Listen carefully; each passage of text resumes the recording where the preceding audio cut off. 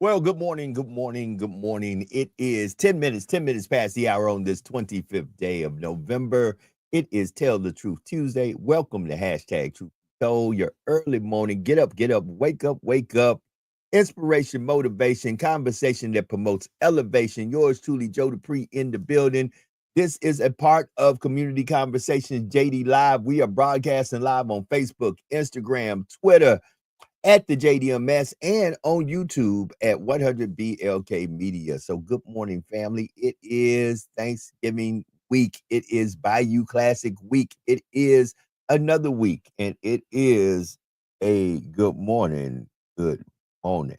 I ain't never in here by myself. I have my resident Lamar Burton. Yesterday, I felt real bad. We tried to do a live broadcast, but folks said, man, we want to see what's happening with this Bayou Classic press conference. So let me get ready and add him into the mix. It is my brother from another mother. It is none other than Sean P. from the Sean P. Experience Degree Out podcast. Reading is fundamental. Good morning, brother Sean. How are you doing on this morning? Man, what's going on, Joe? How you doing? Good morning, man. Don't worry about yesterday's broadcast. Actually, it was needed because you have your long time of having media credentials and everything like that. I've gone to Bayou Classic a lot, Battle of the Bands, all that. But to see some of the things that happened before all of that, the rollout, and they're discussing some of the things with the policing and how they plan on doing certain things. Like, that's important for us to see as citizens, man. So, I mean, I'm glad you did that yesterday, bro. So people, let me make this clear to y'all, especially as y'all get ready to make your way down to those who celebrate the Bayou Classic, be it that you're from Southern, be it that you're from Grambling, be it that you're just an HBCU fan. There are people who just love the HBCU culture and they love the Battle of the Bands. Our bands are, no matter what school you went to, one thing you know about an HBCU is they got a band that's going to try to light the place up. So listen, ICE and the National Guard are right now in the state of Louisiana, especially in New Orleans. They are getting ready to do an operation called Swamp Sweep. Just know that there is a lot of police, federal agents, and National Guard presence down in New Orleans. And let's just be very honest about it. We are approaching the holiday season. There will be heightened security anyway. And we are almost, because I remember it like it was last year because I was there. We are almost 1 year from the anniversary of the New Year's Eve terrorist attack that was in New Orleans, where folks got ran over on Bourbon Street by a jihadist who was doing things just to cause mass confusion and carnage. No, Joe, look how fast time go by, bro. That seemed like almost 2 years ago. Yeah. So much has happened in a small period of time. That was top of this year. Yeah, it So to was. keep it in perspective for everybody, man, like, as a matter of fact, there was more than one event at that point. Something happened somewhere else, the Trump Towers or whatever, right? Somewhere else. Correct. Something happened simultaneously, matter of fact. So, I mean, yeah, man, it's that time of year, bro. Well, it's the holiday season, and not only is Sean P and myself here, but we are international across the waters in the great country of Germany, better known as Deutschland. In Deutschland, yes, it is our brother who is broke in Berlin. Y'all give it up for Brother Jason Washington. Brother Washington, how you doing, my brother? I'm doing pretty good fighting this winter that's right here, but can't complain. And definitely love what you guys have been saying. It's definitely we got to remember it's scamming season. So Oh, watch out for your cousins who ain't hit you up in a long time. I've already got that a few. Everyone's gonna have that sob story, so prepare, make up your excuses now. But it's scamming season, so be careful. Especially if you're in the South. If you're in Atlanta, you know this is the time. So it's a holiday time. Checking on your people. Checking on the men who don't have the kids in their lives for whatever reason. Just check in on them and remember that it's scamming season. So kind of be easy these next until the end of the year. Yeah, check in on the elderly too. On those, check in on your aunts, your uncles, your grandparents if they're still living. Check in on the elderly. This is the season of loneliness for the elderly. Folks, sadly, I'm going to do that this season. I plan on definitely going to a couple of nursing homes and just checking in on some Black and brown folks who have been left by themselves. And you know what? At the same time, fellas, man, like, for example, in my family directly, this is our first holiday season without my grandparent, like, period. My grandfather or grandmother. So, like, those of us that dealing with grief or you dealing with loss of loved ones, at this point in the year, man, like, it's a special time for a lot of folks. The holidays can bring a lot of grief to certain people, man. So keep that in mind as well. Man, I remember our first Thanksgiving after my grandma passed. Debacle. So prepare. Make a contract like, hey, no, it's good. Yeah. Whoever owes somebody money, go ahead and have that conversation before they come to the family event. When the elders are not there, you'd be surprised how much of a shit show the family union turns into. Yeah. I mean, not only that, just remember that the holidays is not happy for everybody. Everybody's not happy during the holiday season. To be exact, I'm gonna be very honest with you, and let me just say it because I've already said it in my household. This is one of the Thanksgivings and Christmas seasons that is approaching that it does not feel like me like it is the holidays. I don't have that holiday feeling in my spirit. I just left New Orleans for, like I said, we're getting ready for the Bayou Classic, the annual Bayou Classic, two of the biggest HBCUs. We call it the granddaddy of them all, the classic that started all the classics. But it just does not feel like Thanksgiving and Christmas. Now, I don't know if it's because of all this debacle we have going on in this country. A lot of folks are just coming off of not one of the, but the largest government shutdown in the history of this country. And a lot of folks still are recovering from that, and some folks are permanently scarred from that. There are folks I know that lost their job ain't coming back. Yeah, you got to have like somebody write like a little bit, like before you come to school, like a paragraph of what they're thankful for, and then find out if you want to invite them or not. Because if it's been a tough year and a half, you might just be like, you know what, we gonna send you a plate. You just stay where you at, okay? And we're gonna send you a plate of love, but you just go ahead and stay in your bubble, You know what? Even before this year, I would say for, I don't know how many years, I lost track of the years now, to where you saying it don't even feel like it. It seemed like years ago you could walk outside, you could feel it. It was a spirit. In the city you go to, you can feel it, but now it's pretty much like we all got a reaction like, man, that's this week. Like, wait a minute, in a couple of days, I should be throwing out food right now. It don't feel like Right. You know what I'm Bam, this saying? year went by out of nowhere. Like Lightning. like that. Like that. That's how it went by. Listen, so you said it's cold there. Is it cold and snowing or is it just cold? No. We had our snow yesterday. Yesterday was actually the first day of German How snow. much snow So did you get? Out of curiosity. maybe an inch. An inch of snow. It's Wow. not a lot. Not a lot, but No, because that's not a lot. I promised my kids that I would play with them on the first snow of the year. So now, I forgot I didn't get my hand shoes, so I didn't listen to my inner, grandma in my head. So now I got the so I'm making Well, me some pho, nothing but soup for the next few days. Okay. But yeah, you it's can have winter all of time, that, and, brother. and these kids You can they have don't all of that. care. They throwing snowballs with no gloves. You gotta compete. Right. I Right. can't be like, hold on, I don't have my hand shoes. No, they don't care. Gotta get it. Gotta get it. So at 19 minutes past the hour, and it is the week before the celebration that is celebrated here in the United States of America called Thanksgiving. I know the Native American, if I was Native American, you just couldn't talk to me about Thanksgiving, but that's neither here nor there. Um, family, we got to start checking on each other's mental. Mental health matters. And I think many a times this is the one conversation none of us really want to have, but we got to start having. Because right now, you've got to sit down and talk to men and women about their mental health, especially Black and brown men and women, because this is the season that a lot of expectations put on folks. There are folks right now that are stressing because they're asking, if I can't provide for my family, what do I do? There are a mental strain put on men to show up with gifts, to show up with certain things. There's some even let's just be honest. There are single mothers out there who don't have men in their lives that are stressing right now. How do I make this season a good season for my children? And then let's just be honest with you. This is the season that you see a lot of crazy stuff happen because people will do a lot of crazy things to make sure that there are smiles on their children's faces.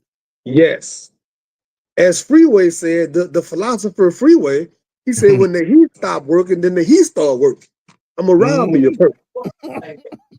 I love that line because it's true. When the heat stop working, then the heat start working. I'm gonna rob me a person. Like, I'm not co-signing that behavior, but the mentality of some people out there, you're gonna do what you have to do for your loved ones, unfortunately, man. And so that kind of a mindset is permeating, in the atmosphere right now. Right. So listen, be careful when you're out there shopping. Be vigilant of your surroundings. Stop doing the following, especially if you live in the hood. If you listen, if you live in the hood or you live in a neighborhood where there are folks known to do nefarious stuff, stop buying the 80-inch 5K, 8K TVs and then putting the box out on the curve and putting the box with the PlayStation and the Xbox, the brand new, and then wonder when you leave to go wherever you got to go and you come back home, your house has been broke into and the Grinch has showed up because you let the Grinch know, hey, we just got some new stuff and we ain't got no security system here. This is a shotgun house. This is a one way in, one way out. I don't understand how you got a TV bigger than your house, but nevertheless, that's on you. I still don't understand how people park brand new Bentleys in front of trailer houses, but that's those who want to do it. So, Joe, I'm having a 10-year question. You being in law enforcement, you have an answer made. I don't understand the phenomenon. Why in the well-to-do areas I noticed, you can just drive around the well-to-do places, they got their windows wide open, there are no curtains, there are no blinds. I can sit in my car and watch the football game. And they got their big old tree up with all the gifts, and like nobody bothers them. But in the hood, you gotta have 4 or 5 boats, you gotta have the bars on the windows, fall paper, curtains, blinds. Like, if you are in the underworld, why wouldn't I go over here? Because as you just said, you can clearly see it. You don't need to box by the road. You can see it. Everything in their house, you can look right at it. Hey, Why is that possible? Well, Sean, let's be honest. Most nefarious crooks live in those affluent neighborhoods. So understand this. Folks who are really big time crooks understand that they live in those neighborhoods that are wealthy neighborhoods. They understand that most wealthy folks don't only have big houses, but they have big guns. Some of them may have private security in that house, and low-hanging fruit. Once again, when you have a big house, let's say that you have a house that is 300,000 and above, and 300,000 really ain't a big house. Let's say a $500,000 to $1 million house. Most folks who afford houses like that afford security systems. Not only that, they normally are in gated communities. They're not low-hanging fruit. It's easier for me to break into a house that has no security system than it is a house that has a security system. Because as most thieves are people who do things of opportunity, and the opportunity is easier for me to go into a dark lit community than to go into a place as soon as my foot hits the ground, all the lights light up. Because a lot of these rich neighborhoods, they have cameras at the front of the neighborhood, so they know who drove in, walked in. They have videos around. This is the age of videoing. Everybody can see you. Everybody can see. That's why Jamar Chase can't tell folks, I didn't spit at Jalen Ramsey. Yeah, you did. We had 30 cameras pointed at you. We called it. Somebody called it. But I'm saying, if I sit at my house and I say, you know what, Sean, I'm gonna take these penitentiary chances.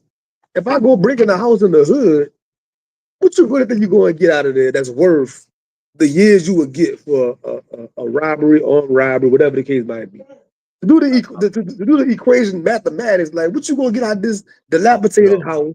Ain't been painted, who knows when? You will read.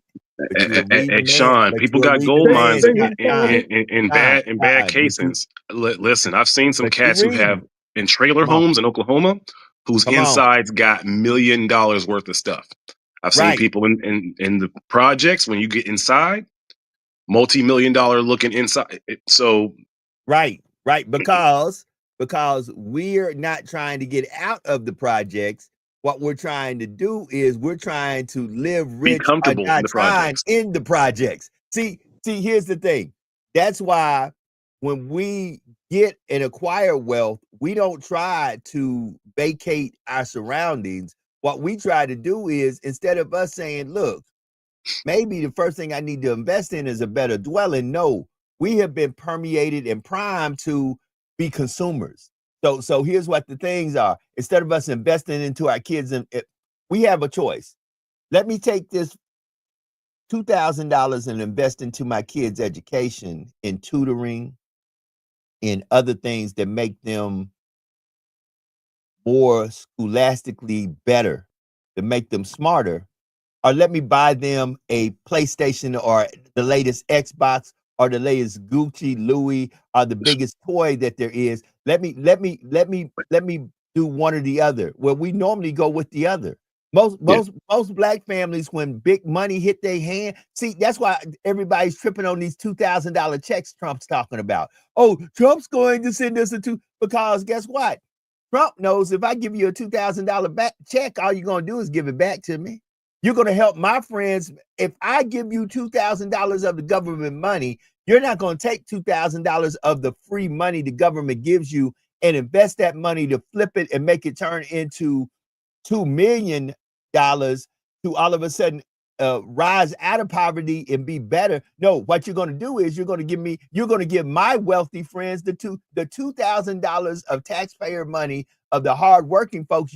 Once I give it to you, you're just going to give it to one of my wealthy friends and make them wealthier. Yeah, even if you made it 10,000, if you gave everybody $10,000, the system of white supremacy works so well. About 90% of that would be back in their hands within a month. There'll be about 10% of brothers and sisters who do something different with it. But if you gave $10,000 to every black person, even if they weren't FBA, just everybody black, within 1 month, it's back in the hands of the people who own everything. See, and that's why I hate to say it, family. Reparations, we talk reparations, but I believe some of us are so brainwashed that if they did give us our reparations, we just give it right back. We got to do reparations like Neely Fuller said. It can't be like in a cash lump. It has to be education now is free. Universities are free. We get housing that we can't move from. For like you get a house and you get a place to actually like set up. It has to be reservations as you get job opportunities. You get a chance to get tax breaks, because like that's how our reparations has to look, instead of we just asking for a big lump sum that's going to go right into the hands of them anyway. There's no reason why we shouldn't be able to have a conversation at the table and figure out how to get education for Black people free. There's no reason why we can't propose that. Well, speaking of reparations, well, the sad thing is, and yesterday I rolled a whole press conference. We have a lot of Black and brown folks who are highly intelligent, very wealthy.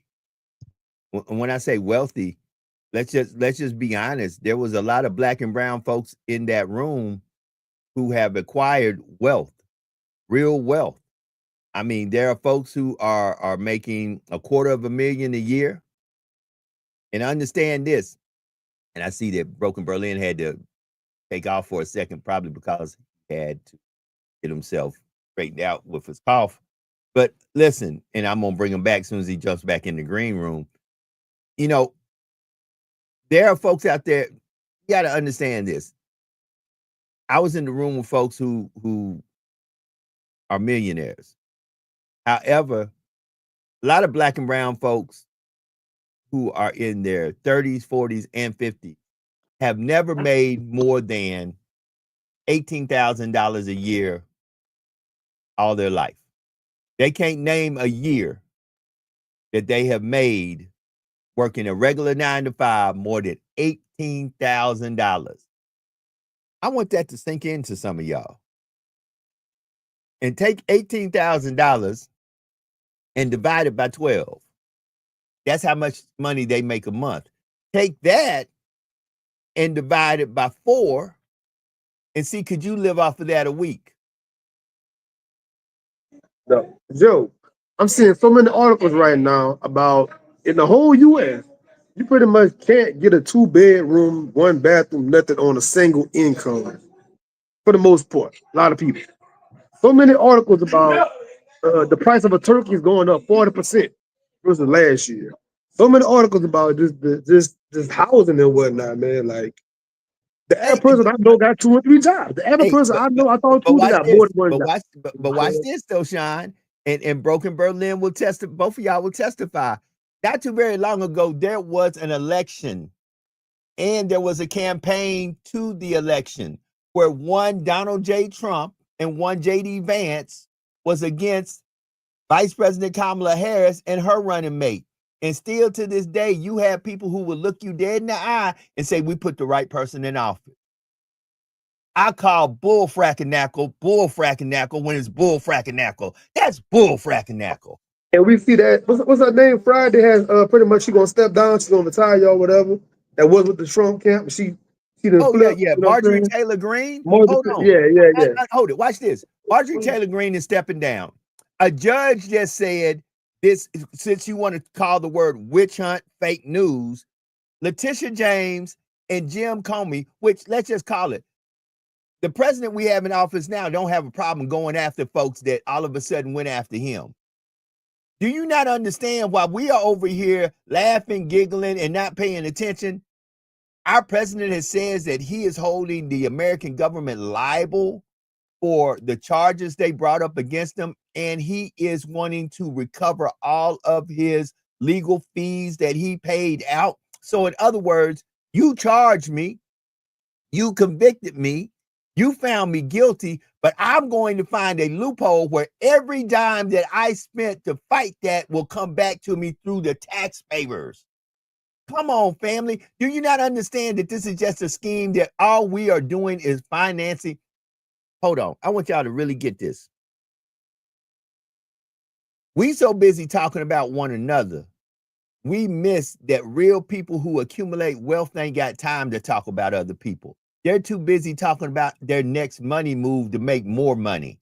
And how can they take that money to make more money? But we're too busy that when we get money, we want to be consumers who spend money. But Joe, this was a major washing of money, wasn't it? Yeah. This was $1 billion money washing. But brothers, a topic like this, the reason why when that whole sport betting thing come up with the NBA players and Chauncey Billups, we're talking about small fish, man. These other folks with these suit and ties doing way more things with the money insider trading and all kind of talk. But y'all want to make the sport betting thing like, it's low hanging fruit. It's a big old thing. Look at what they doing at that level of billionaires. Hold on. Let me say this right now, and Broken Berlin will be back. But let's just say this, John. I want you to think about this. How many non-black and brown folks do you know? How many non-black and brown folks do you know that are in this country illegal? How many non-black and brown folks do you know? Hold it. How many non-black and brown folks do you know that are on food stamps? We're not going to call it subsidies, government assistance. We're going to call it what it is. How many non-black and brown folks do you know on food stamps? How many non-black and brown folks do you know who are on welfare? So let me say it, since I'm saying non-black and whites. How many white folks do you know that are on welfare, SNAP benefits, have EBT cards, and that are dealing with the government and government assistance? Let me tell you this. I know more white folks who are riding around in nice cars, pulling out EBT cards. But guess what?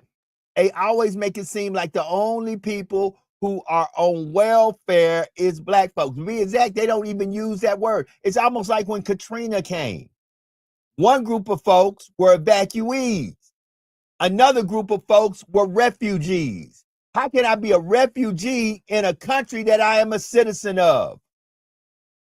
They love playing with words, man. They love playing with the alphabet soup, playing with schematics, you know what I'm saying? They love playing with syntax. They're going to play with them words, man. We're not going for it, though. We're not going for it. We reading over here. We're not going for it. I mean, that's the point. Reading is fundamental and words matter. See, that's the point. That's why you got to watch what you say to one another. You got to watch the things that you propagate to one another, because the words that come out your mouth carry weight, even if you feel like you just a clog in the wheel. No, you normally will be what you say. That's why I don't tell brothers and sisters you ain't nothing, you ain't nobody, you ain't never going to be. Because the moment that I utter that out my mouth, that word takes on a flesh and controls the atmosphere and the narrative. No, every black man and woman I see is somebody. Every black woman and man I see are going to make it. Their children are going to make it. And no, I'm not running around like the president talking about they are born criminals. Do you understand that we sit there and we let a man that we voted into office, and some of you who are black and brown voted for this man, say that your children are born criminals? Born criminals. Where is he from again, Joe? His origin story? Where is he from? His family? Germany. Okay, Germany. now. Okay. He too is not a native of this land, nor is his people. So, Joe, could you please clarify something? I try to tell some of our brothers about ICE coming to New Orleans, right? And they're adamant, showing we good, we ain't got nothing to worry about. They ain't thinking about us. I hate that kind of thinking, because it's like, if you watch somebody, okay, me and Joe together, right? Somebody do something bad to Joe, I can't feel exempt, like, man, that's just Joe. What's to stop them from looking at me like, wait a minute, who's this Sean P guy?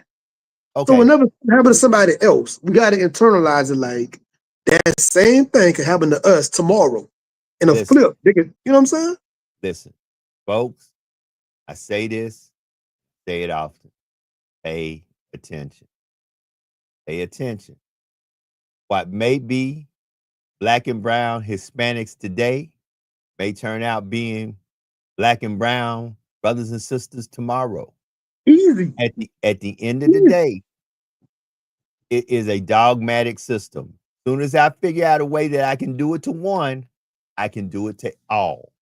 See, all I got to do is be able to say I did it to one, I can do it to all. Prime example. Let's talk about presidential pardon.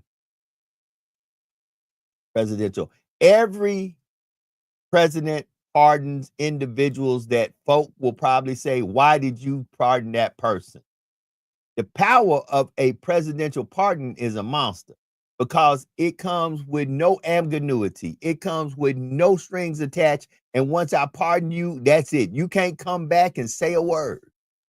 Prime example. Let President Barack Obama. Oh, I had to straighten up for a second, Sean, because this is gonna hurt some folks. We all know, I know because I've been accused of this many a time. But let Joe Dupree Anderson have did what George Santos did. And President Barack Obama had pardoned me. Oh, let me tell you something. White America would have said, really? Really? This lying, conniving person who literally peed on the Constitution, who got in office by nefarious means, by saying, hold it, if I jump up and say, family, I am of Zulu royalty. Because this man told y'all he was a Jew and he wasn't even a Jew. If I lied at the level that George Santos lied, and I ain't got to lie at his level. I can tell a little white lie, and every black person who knows me will label me from that day forward as, man, you can't trust Joe. Joe a liar. I can raise my hand and testify to that. There will be no redemption for Joe. Oh, you can't trust him. See, we can only redeem those we can use. See, it ceases to amaze me that you can always find out the black man that's close to the white man that all of a sudden said, I can use you, black man, because all of a sudden I hold the key to your secrets, not your people, because I know brothers who have been drug dealers, liars, stealers, fornicators, and they good now because they're connected to a white guy who said, guess what? We ain't going to pay no attention. Because I can use you, Stephen. They've been knighted. You know what I'm saying? Yeah. Knighted. So you can understand this so-called this person ain't about nothing is only useful when it is a useful card to work against us. So George Santos, prime example. Right now, George Santos is out of jail, living in New York City, in Manhattan, in a very posh neighborhood. It ceases to amaze me how we get out of jail, we ain't got nothing. They get out of jail, they got everything. And what's the guy that murdered George Floyd, Derek Chauvin, right? Right. They're trying to get him out of it. They're trying to get him out of it. I wouldn't be surprised. Listen to me, family. Be prepared, because we're not paying attention, for him to get pardoned. Just like Kyle Rittenhouse. Let a black or brown kid go into a neighborhood and do what Kyle Rittenhouse did. Kyle Rittenhouse is a multi-millionaire now. Right. And they gave him a bottle of water, Joe. Give him a bottle of water. You look a little thirsty out here. Take this bottle of water. Or you out here collecting bodies. Hold on. He has been a speaker for the NRA. He's been a speaker for far right groups he has been a speaker for the evangelical community about how he came in and gave the retribution and the hand of God. Man, I'm so sick and tired of being sick and tired. You know, look at George Zimmerman with Trayvon Martin. Come on. That man going around Florida actually showing the actual gun he used to kill that man. And this is why I get upset with us. We want to take each other out over a small offense. You let these folks walk around broad daylight, no security, no nothing. You won't even run up on them. But if a brother did some small offense, you want to come in and switch cheese the whole house up. You know what I'm saying? Like, I'm not co-signing that behavior. We just saying we observing what it is. You know what I'm saying? But Sean, you even see it. I don't even say his name because I didn't say his name before. So why would I say it now? Look at how they have compared CK to MLK. Talking about this is now the Caucasian version of MLK, and then they try to propagate and promote to you once again through this book, that many of y'all have not read, but y'all will definitely let folks speak to you out of, because many of them don't tell the stories as it is. This is a historical book of black and brown folks, but y'all didn't know that, huh? This is a historical book of black and brown folks. Don't they have maps in the back of that? I mean, most Bibles I've seen in my life got maps in the back of the Bible. Don't they have maps in the back of that thing? And where do you think the people originally, not the colonizers, but the original people? Wow, look at that. Look at that. What do you think, or who do you think those people are in those places at that time? Not now, but back then, who were those people? Look at the names, Joe. Look at the names of these people in that book. When you reading those names, that's our people, bro. Come on, man. Hold on. Better yet, even if it wasn't our people, let me tell you something. I myself, as dark as I am, have spent some time in the motherland.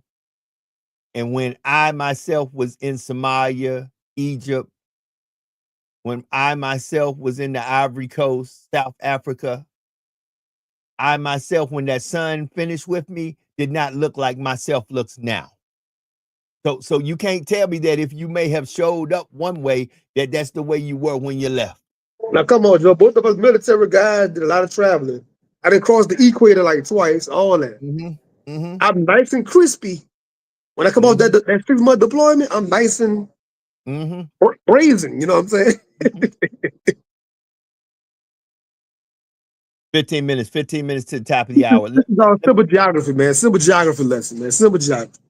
I mean, at the end of the day, what we have to understand, and I think what we need to realize, and I'm just asking folks to be more cognizant, to pay attention and stop falling for the okie doke. At the end of the day, stop saying what you're not. If you start telling your own people they ain't nothing, they ain't never be nothing, y'all ain't never going to accomplish nothing, then guess what? The words that come out your mouth carry weight and all of a sudden set the atmosphere of what is going to happen next. I never say that. You know a good self-practice, Joe? Let's say I put up to an establishment and the cashier behind the thing is kind of having the attitude, whatever it might be. I tell myself, that's my sister. That's your sister, Sean. No matter what you're doing and saying right now, that's still your sister. I keep myself in that frame of mind to be able to respond to Carter. That's your brother, Sean. That's your brother. And we got to have that more of a spirit of that, no matter, because every family, better Thanksgiving, right? Every family got their share of whatever in the family. You know what I'm saying? Hold on. I'm going to say something. Now, some folks know, some folks don't know. Some folks probably think, well, that don't make sense because this is all this brother do. In my jobby job, I had a young man say this to me.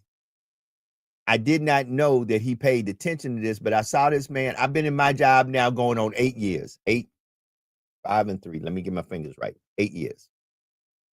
Okay. I've been in the capacity of a law enforcement officer working in law enforcement, either in corrections or police, community policing or policing. 8 years. Had a young man say this to me. Saw him, interacted with this young man 2 years ago. Saw this young man about a week and a half ago. Here's what the young man said to me. Thank you for your words of encouragement in the darkest time of my life. I looked at him. I said, what are we talking about, bruh? I said, he said, remember when I came to class and I was high and I had dope on me and y'all put handcuffs on me?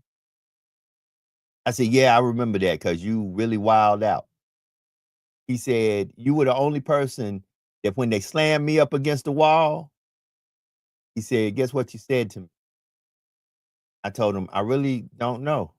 He said, you told me, hey, man, things are going to get better. It's going to be all right. Now, hold on. He was with some other young men. One, he said, yeah, I know that's how Unc is. Unc put cuffs on me one time too and said the same thing. Hey, man, it's going to get better. See, something that is you ain't got to pretend it's you. You forget it's you because you just do it every day and it's your routine. I started sitting down now and I had to start reviewing, and I reminded myself, I subconsciously told myself, if I'm going to take on this occupation, I'm not going to be officer friendly. I'm going to be that real Unc. And even though I may have to enforce the law, when I enforce it, I'm going to tell you a word of life to let you know that trouble don't last always. Now, Joe, I'm going to say to you the following. Hey, bro, you broke the law. I am an enforcer of the law, and you have the right to remain silent. But after I do everything that the law tells me I have to do, I'm going to remind you on my way out or before I leave your presence, hey, young blood, it's going to get better. It's going to be okay. Trouble don't last always. And guess what, Joe? You sometimes say you haven't gone to church, the establishment, in a while, right? But you just displayed in that conversation with that brother, have a brief that was church, Joe. Well, we are the walking embodiment. For some people, all the church they getting is out of our mouth for 20 seconds, 30 seconds in passing. That's all the church they gonna get is us and how we live our life. Don, let me say something. I can't say that statement no more because Sunday, my better half convinced me, because I knew in my capacity of the job I asked to be in. See, there's one thing to be put in a job, it's another thing to request a job. That's a message for all you brothers out there who get on one knee and ask a woman to carry your last name. So carrying, when you decide to be somebody's husband, when you decide, because nobody put a gun to your head and made you, but when you decide to go ahead and take on the obligation of being a husband, a father, or being the man of the house, sometimes you have to decrease that everybody in the house keeps a smile on their face. Now, Joe, speak on the responsibility of that, because some people think if you just shack up for 15 years, it's no different getting that piece of paper. Well, but the obligation and the responsibility you're talking about, unless you've done it before, a person can't even relate to understand the difference. So Sean, I am, and I don't know if people really know my mental capacity lately when it comes down to commercial religion. It took everything in my moral and fiber being to prepare myself Sunday to walk into a house of worship. And regardless of how beautiful that house was, regardless how big that house was, I'm not there for the ornaments or the decoration. I'm there for the spiritual food. And once again, I sat at a table and watched people get served, and I couldn't eat anything that was put on the plate. And I was there literally as decoration to keep somebody happy that I love. And I realized that I got to do better, because you can fool some of the people some of the time. If you're good, you can fool all the people all the time. But my creator and myself knew that I was literally in the midst of misery as I sit there, and I realized why I do not do commercial religion.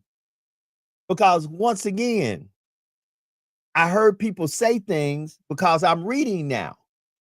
And don't get me wrong, I have nothing against the man who says he is the man that was called by God.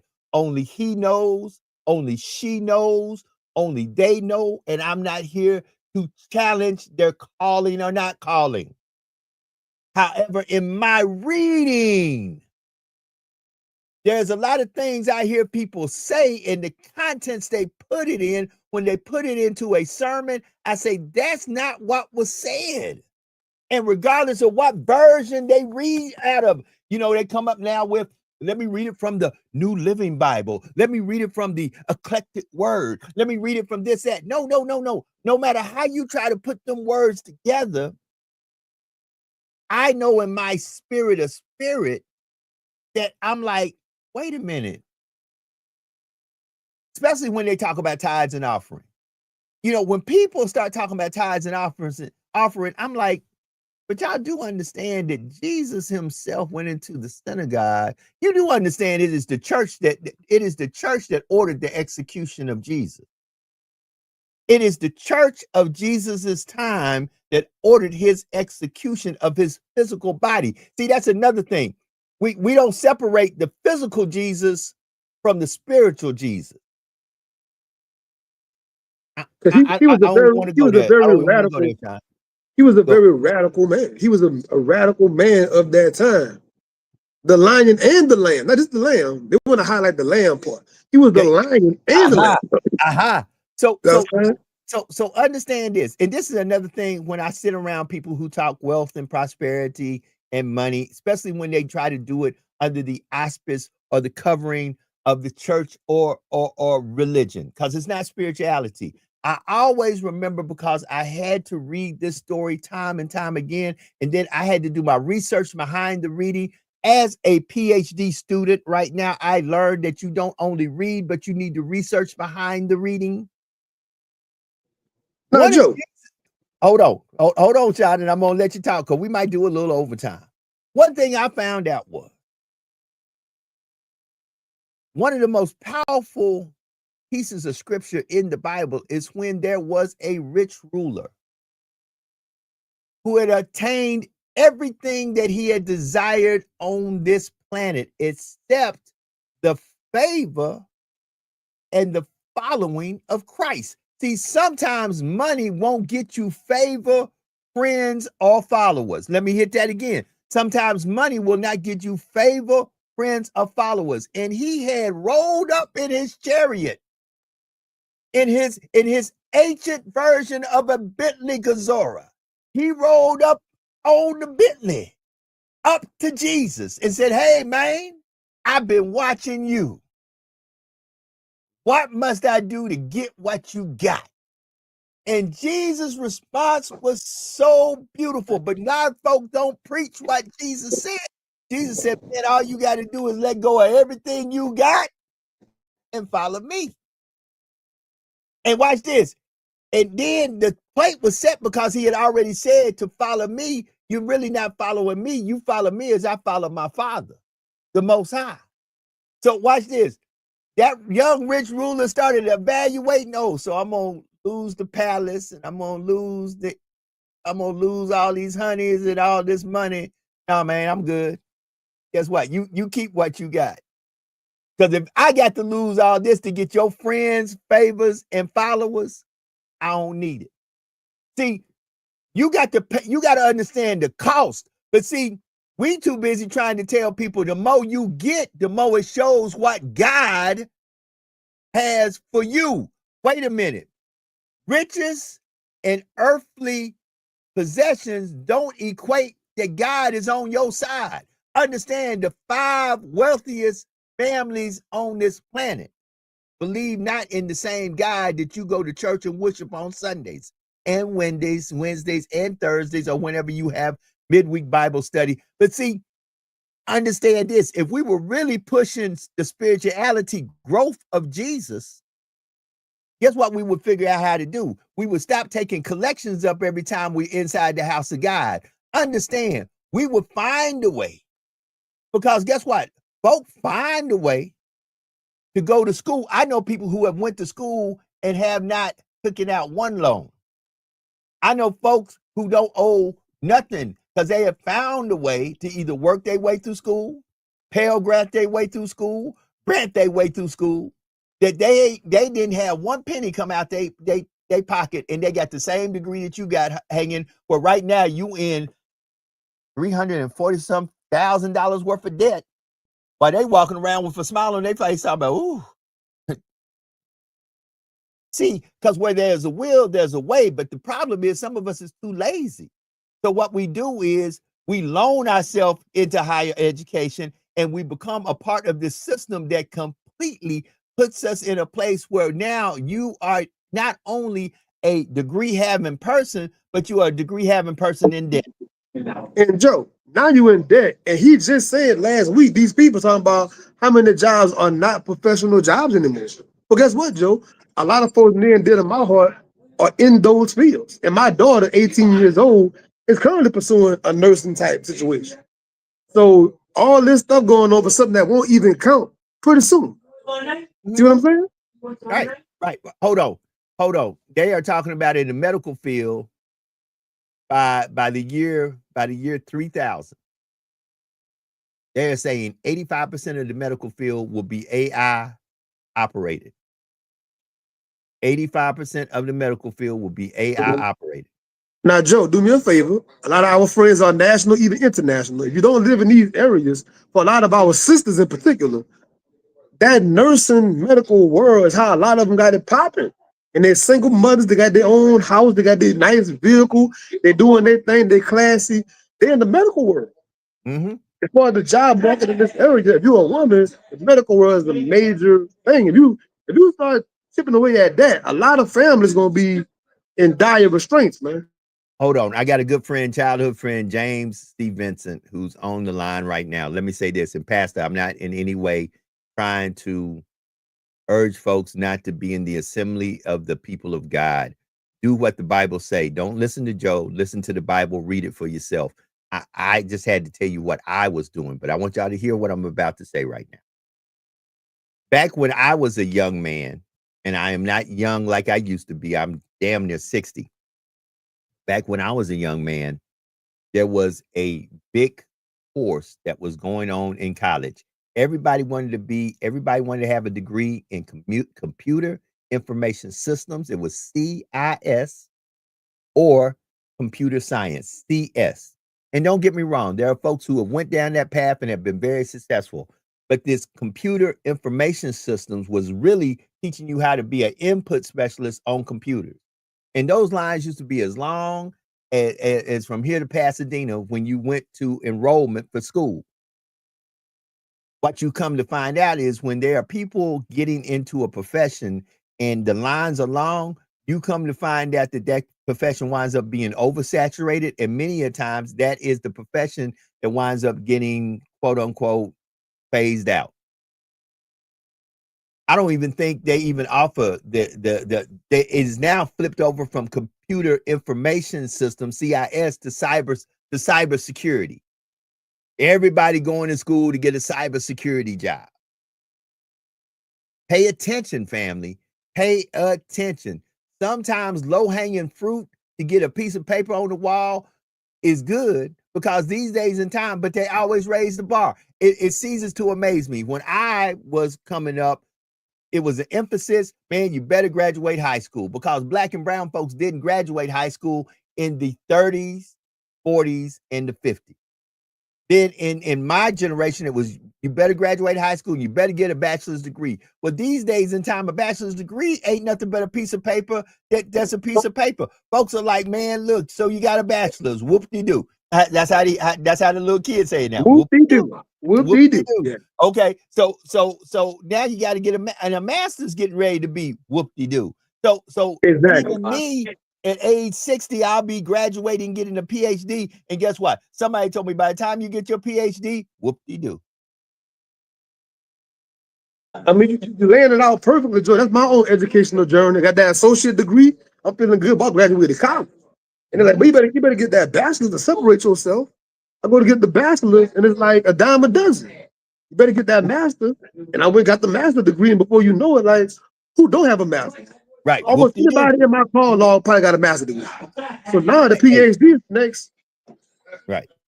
Pay attention, family. Look, it is Tell the Truth Tuesday. Hopefully we gave you some versions of our truth. It's 1 minute after. Both of us got to get up out of here. I got work I got to get to. But Sean P, tell them about the Sean P Experience, the Griot Podcast. Tell them what you got going on. Let's get up out of here.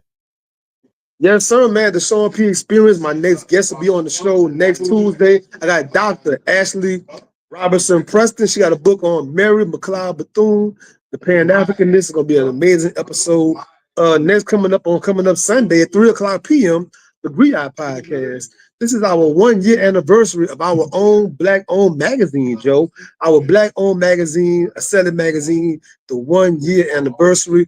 I'm responsible for the movie reviews, TV show reviews, and music entertainment section. That's my personal section, but check out the Griot Podcast next Sunday. You don't want to miss it. That part. Listen, y'all support my brother Sean P. Love that brother. We'll be back tomorrow. Tomorrow will be our last broadcast until next week. To be exact, we may not come back Monday. We may be back on Tuesday. But, I'm getting ready to be a part of the festivities called the Bayou Classic down in New Orleans, the 52nd annual Bayou Classic, where the Southern University Jaguars meet with the Grambling State University Tigers. And we have a big gathering of friends, family, food, fun, and football and fellowship for a weekend in New Orleans. So you'll catch me at NBC Sports. You'll catch me on the sidelines. You'll catch me all over the place. Be safe. Be blessed. Tomorrow will be our last broadcast before Thanksgiving and the Thanksgiving weekend and Bayou Classic and all that good stuff. The holiday seasons is up on it. It don't feel like it, but it is what it is. For me, it doesn't feel like it. It may feel like it to you, and if it does, I applaud you. For me, it does not feel like the holidays, but that's just me. Check on your friends, your family, check on people's mentals. Let me get up out of here as I always do. Listen, be better today than you were yesterday. Do something today to bless somebody in some way that there's no earthly way they could ever pay you back. And always remember that there is no secret what God can do, what he has done for others. He will and he can do for you. For when God is with you, nothing or no one can stand against you. Be blessed. Have a great Tuesday. We up out of here. Peace.